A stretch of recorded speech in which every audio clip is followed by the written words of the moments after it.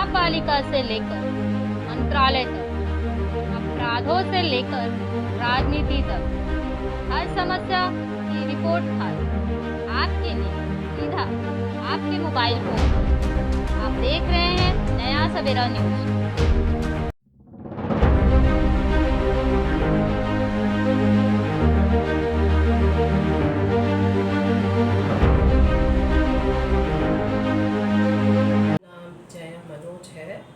मेरा एक एनजीओ है यू कैन फ्री अस, जिनकी मैं ट्रस्टी हूँ।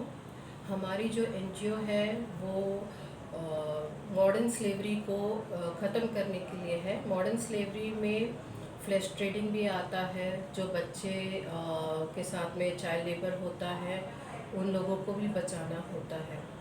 हम जो फ्लैश ट्रेड की लड़कियां हैं उनके रेस्क्यू करते हैं और उनको हम सेफ हाउसेस में रखते हैं और वहाँ पे उनको पढ़ाई कराते हैं, जहाँ पे वो NIOS के थ्रू 10th और 12th के एग्ज़ाम्स लिखते हैं, पास होते हैं। उसके बाद उसके अलावा भी हम उनको वोकेशनल ट्रेनिंग देते हैं, जहाँ पे उनको स्विंग करना और ज्वेलरी बनाना, उनको अगर होटल मैनेजमेंट करना है तो वो उनके बाकायदा कंप्यूटर के क्लासेस होते हैं।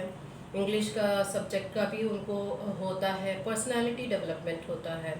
तो ये सारा होने के बाद में हम लड़कियों को जब वो एक बार प्रॉपर तैयार हो जाती हैं तो उनको नया जॉब दिला करके उनको हम सोसाइटी में वापस भेजते हैं इज्जत के साथ में, जहाँ वो इज्जत की रोटियां खा सकते हैं। मैडम, जैसे आपने बताया कि आप जिस तरह चाइल्ड लेबर को उनको रेस्क्यू करते हैं, तो आपको यह जानकारी किसके थ्रू, किस माध्यम से आपको मिलती है? आप वहाँ को रेस्क्यू ऑपरेशन हमारे अपने जो लोग हैं जो रेकी करने जाते हैं, जो ढूंढने जाते हैं, वो अलग अलग जगहों में जा कर के अपना देखते हैं और जब उनको पता चलता है कि कहीं पे ऐसा काम चल रहा है तो फिर हम उनको रेस्क्यू करते हैं। हमारा भिवंडी में उड़ान करके एक संस्था है, जहाँ पे अभी हमारे पास 200 बच्चे हैं, जिनको भिवंडी में एक बहुत बड़ा कचरे का ढेर है, वहाँ से वो बच्चे कचरा तार वगैरह लेते थे और वहाँ से। और सर, क्या कहेंगे यहाँ पर थाने में आने का आपका क्या मुद्दा? थाने में आने का, जया जी की जो संस्था है उड़ान फाउंडेशन, तो यहाँ पर जो पीड़ित महिलाएं हैं, जो बच्चे हैं, जो रेस्क्यूड वर्कर्स हैं, तो उनको रिहैबिलिटेट करने का जो काम करते हैं, तो उसी मुहिम में उनको इंकरेजमेंट देने के लिए, और जो रेस्क्यूड महिलाएं हैं, जो रेस्क्यूड बच्चे हैं, तो उनको देश सेवा के मार्ग में कैसा पहुँचाया जाए, UPSC MPSC बाकी के जो सिविल सर्विसेज है और अन्य सेवाएं हैं उनमें कैसा एंट्री करें, तो वही हमारी पहल है। तो ये एक मेन मकसद था मेरा यहाँ पर आने का। और जिस तरह से सर देखा जाता है, आप हर एक युवाओं के और हर किसी के एक आदर्श है, और आपने अभी जैसा जय मैम ने जिस तरह बताया कि रेस्क्यू चाइल्ड लेबर की जैसे उनकी संस्था काम करती है, आप उसके लिए एक नेक काम करने के लिए यहाँ पर आप उनकी संस्था से जुड़ना है, क्या कहना चाहिए? नहीं, बिल्कुल जया जी, और ये तो हमेशा ही पहले से ही she is full fledged into social service. ये फर्स्ट टाइम नहीं, पहले भी इनके साथ जुड़ा हुआ हूँ मैं हैंडीकैप्स के इश्यूज़ में, जो स्पेशली चैलेंज्ड होते हैं। तो ये जो पहल है, इसमें तो औरतें अगर मेन स्ट्रीम में आ जाएगी, जो बच्चे हैं, जो रेस्क्यूड लेडीज़ हैं, महिलाएं हैं, तो उससे अच्छी और क्या बात है। और हमारे भारत को एक स्वस्थ नेशन चाहिए और स्ट्रॉन्ग यूथ चाहिए, तो उसमें महिलाओं का योगदान भी बहुत इंपॉर्टेंट होता है। तो यही जो रेस्क्यूड वर्कर है, अगर इनमें से ही कोई IAS और IPS बन जाएगा तो इससे बड़ी बात और क्या हो सकती है हमारे लिए।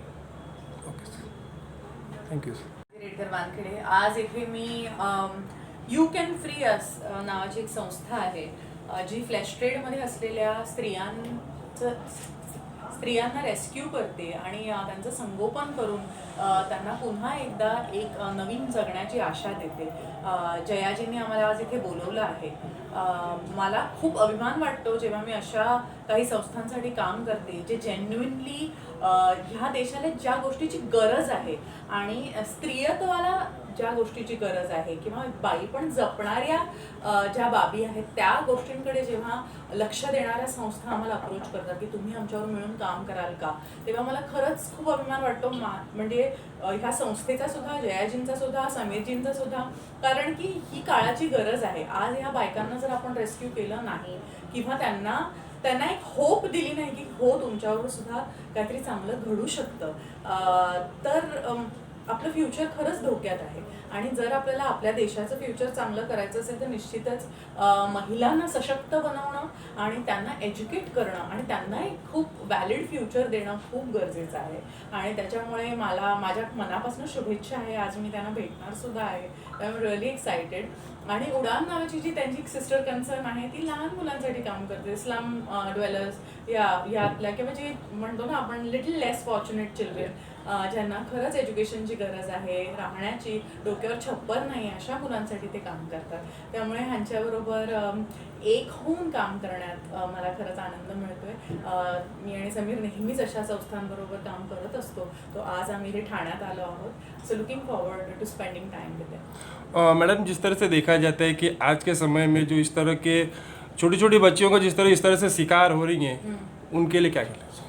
मैं खुद 2 बच्चियों की माँ हूँ. मुझे हर वक्त ये टेंशन होता है कि बच्चियाँ सेफ तो है ना, कहीं यू नेवर नो कि कभी कभी तो फैमिली में ही ऐसा हो जाता है कि वो इंसेस्ट के शिकार हो जाते हैं. तो हमें बहुत चौकन्ना रहना चाहिए. और मुझे ऐसा लगता है जागृति करना और अपने मेल चाइल्ड जो लड़के होते हैं उन पे अच्छे संस्कार देना, ये सबसे इम्पॉर्टेंट बात है हर एक माँ के लिए. और वो संस्कार माँ ही दे सकती है.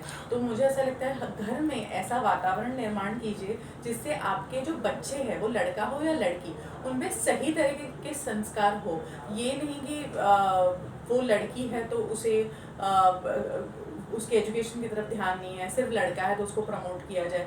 ये बात गलत है. और दूसरी बात ये है कि लड़कों को भी ये सिखाना हमें ज़रूरी है कि जितनी लड़कियां घर में काम करती हैं उतना ही उनको भी करना चाहिए. बिकॉज ये आज का ज़माना ही क्वालिटी का है. जब तक दोनों मिल बराबर काम नहीं करेंगे, ऑफ कोर्स, और लड़कियों ने भी अगर वो जॉब कर रही हैं तो उनको घर पे ही कर रहे काम, अगर लड़का भी जॉब करे दोनों घर पे भी काम करें इक्वली.